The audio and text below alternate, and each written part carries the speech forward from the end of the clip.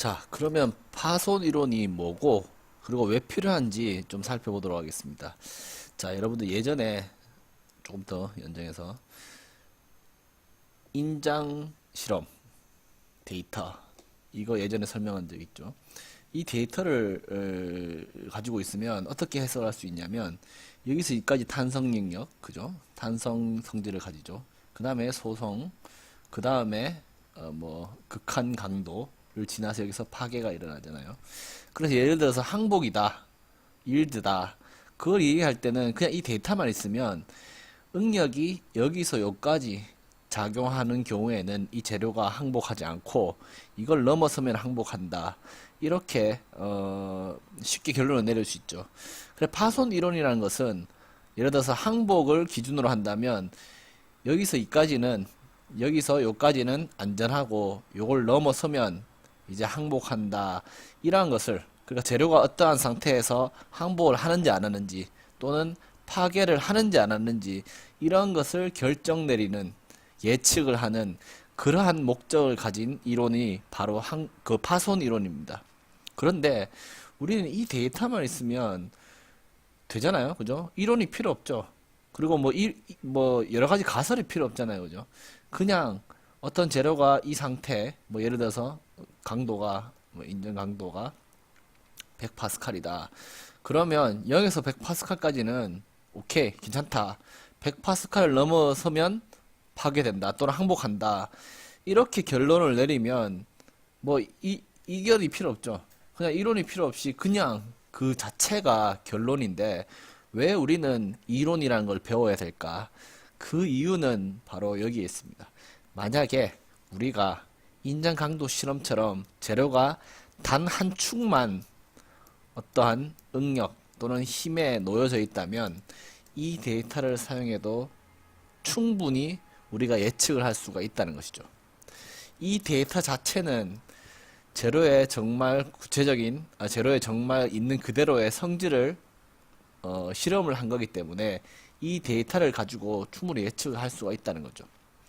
근데 문제는 우리는 3차원 세계에 살고 있기 때문에 힘은 한 축으로만 작용하는 경우가 없지는 않지만 그래도 세 축, 그리고 인장력뿐만 아니라 전단력을 포함해서 총 6개 종류의 힘이 가해줄 수가 있다는 거죠.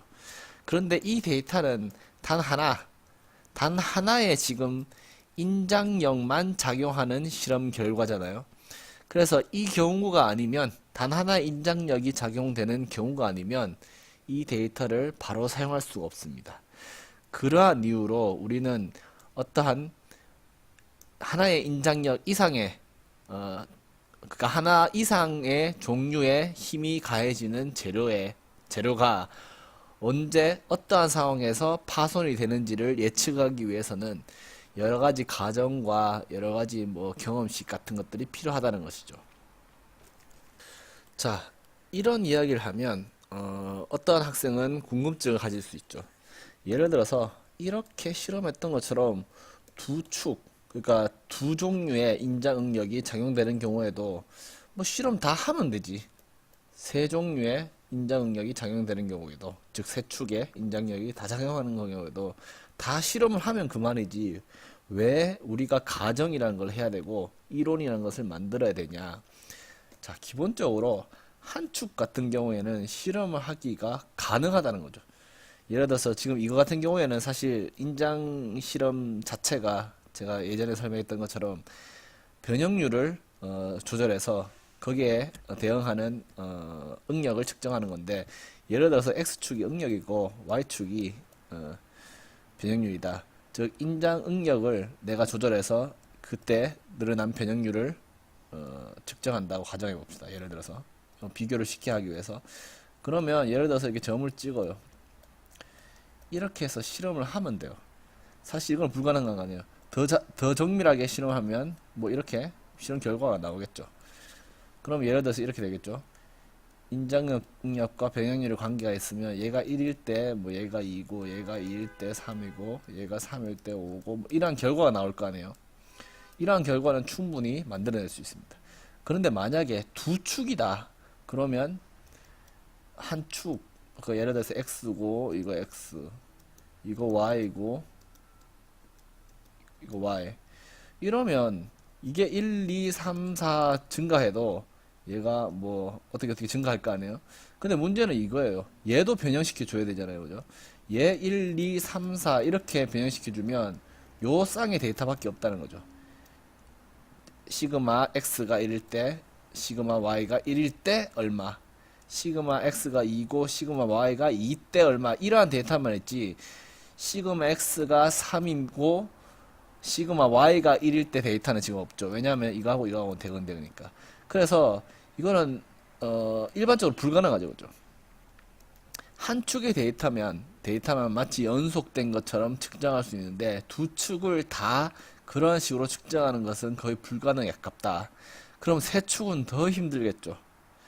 그렇기 때문에 우리는 두 축 또는 세 축 또는 그 이상의 종류, 전단력까지 포함되는 그러한 복잡한 상황에 놓여 있는 재료에 파손이 되는지 안 되는지 여부를 우리는 실험 데이터만으로는 불가능하다, 얻어낼 수가 없다는 거죠. 그래서 어떤 이론과 가설과 여러 가지를 이용해서 어떤 식을 도출하는데, 그러니까 이론을 만들어내는데 그 기본 데이터는 그러니까 처음부터 전혀 뭐 아무것도 없는 상태부터 시작하는 게 아니고 한 축의, 그러니까 한 축의 데이터는 딱 이러한 식으로 실험이 가능하잖아요. 그죠? 그래서 이 한 축짜리 데이터를 기반으로 두 축 또는 세 축 또는 그 이상의 종류의 힘이 가해지는 재료의 상태에 파손 이론을 도출해 낸다는 것이죠. 그러니까 종합해서 말씀을 드리자면 이러한 파손 이론이 필요한 이유는 단 한 축, 그러니까 단축 또는 유니액시얼, 인장 또는 압축, 이러한 상태의 재료는 그냥 실험 결과를 쓰면 되는데 그 이상의 두 축이든 아니면 세 축이든 그 이상의 종류의 힘이 가해지는 재료 상태가 파손이 되는지 안 되는지를 예측하기 위해서 이론이 필요하다. 그래서 파손 이론이 존재해야 되는 것이고, 그 이론은 밑바닥부터 아무것도 없는 데서부터 시작하는 게 아니고 그래도 한 축짜리 데이터는 우리가 얻을 수 있기 때문에 여기에서부터 이 데이터를 가지고 이 데이터를 기반으로 2축 또는 3축으로 확장해 나가는 그러한 방식으로 파손 이론이 정리된다라고 할 수가 있겠죠. 뭐 혹자는 이렇게 얘기할 수 있죠. 뭐 X축하고 Y축 뭐 같이 작용하는 건 좋은데 같이 작용하면 왜 관계가 있냐? 그냥 X축 힘이 작용하면 X축이 힘이 작용하는 거고 Y축 작용하면 Y축 작용하는 거지. 우리는 X축 데이터를 이용해서 X축 따로, 그리고 데이터를 이용해서 Y축 따로 이렇게 판단을 하면 되지. 그게 어떠한 관계가 있을 수 있냐라고 이야기할 수 있습니다. 그죠? 근데 그 이유는 우리가 둘 다 함께 여러 가지 축들을 힘들을 고려할 때 함께 이 둘은 그러니까 고려해야 된다. 그 이유는 3주차 강의자로 14페이지에 있습니다. 여기에 있죠. 자, 예를 들어서 X축 변형률, X축 변형률이라고 해서 X축 응력만 작용이 있는 게 아니고 Y축 Z 응력 다 작용이 있죠. 그리고 Y축도 마찬가지고. 다시 말해서 X, Y, Z축 모두 다른 축에 있는 힘에 자유로울 수 없다는 거죠.